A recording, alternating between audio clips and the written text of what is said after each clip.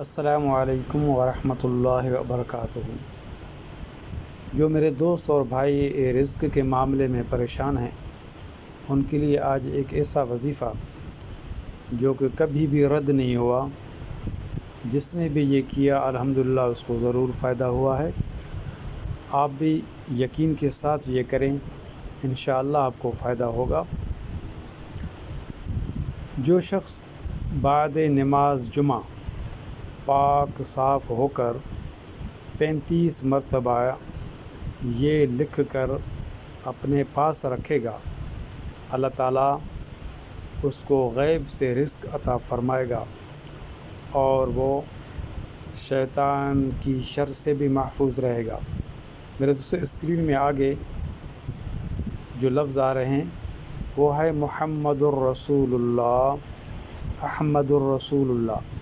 تو اس کو آپ لکھ کر اپنے پاس رکھیں۔ جزاکم اللہ۔